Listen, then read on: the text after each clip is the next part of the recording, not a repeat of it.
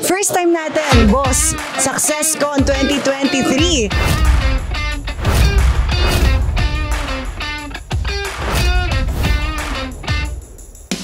So ano ba yung goal ng SuccessCon? Bakit natin to ginawa? Gusto natin ibigay sa mas maraming tao yung mga ganitong klase ng opportunity para maabot nila yung mga information na naibibigay lang dati sa mga mayayaman.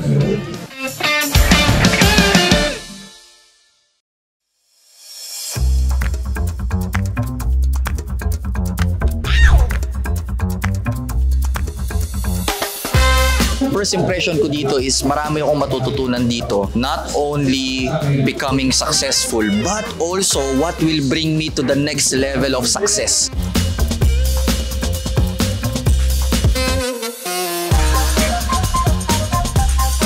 Ito pala yung tamang prinsipyo, ito pala yung mga tamang gagawin.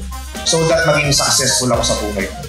Wala akong tatayo dito sa unahan na hindi resultado. I make sure na lahat ng kakausap at magtuturo po sa inyo, kung ikaw mayaman ka, mas mayaman sa iyo yung mga tatayo dito.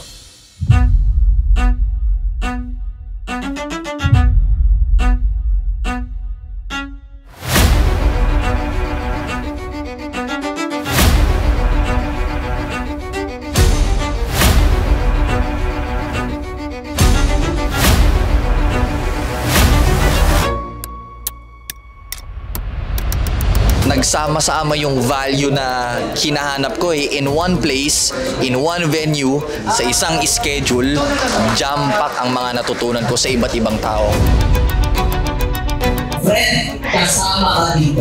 We are the generation, the future generation of leaders, of innovators, influencers, and now is the time for us to step up. Parang naloko kami actually sa 1,000. Hindi 1,000 to eh. Kung pa kayo ang magpre-presyo, magkano to? Wala, priceless. Kung hindi tama yung siningil, dapat mas sobra pa. Kasi worth it. Yung 1,000, parang piso lang yun. Sa kalidad ng learnings na nakuha namin. So far, how's the experience po? Sulit.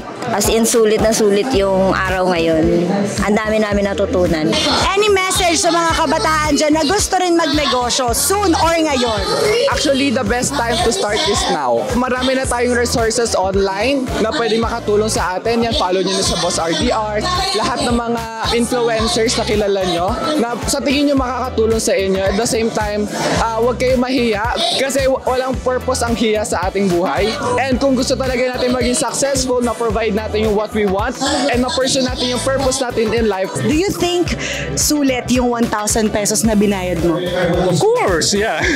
Actually, I would pay for it kahit na 10,000 pa to. Because it's way more than that. Yung value is, I could say na priceless talaga.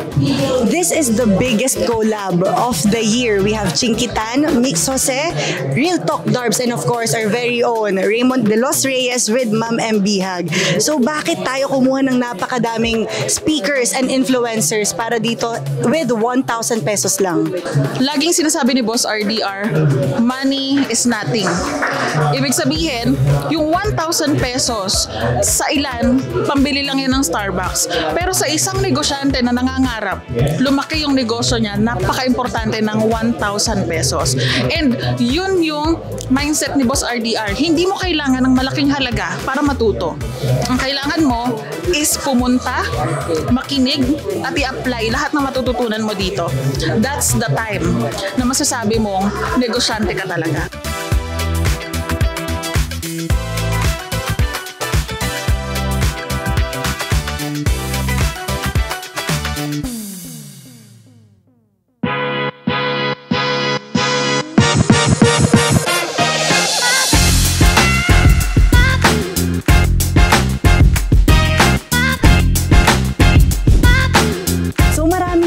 Yung mga tao ngayon dito, ano pa yung ilulook forward nila? Tuloy-tuloy na to, monthly to. Monthly tong SuccessCon natin at hindi kami hinto, hindi kami titigil na mas marami pang maabot kami. No? Message boss sa mga hindi nakapunta dito sa SuccessCon na. Huwag kayong pumunta kasi sobrang ganda. Ayun lang. Thank you so much. Guys, Boss RDR.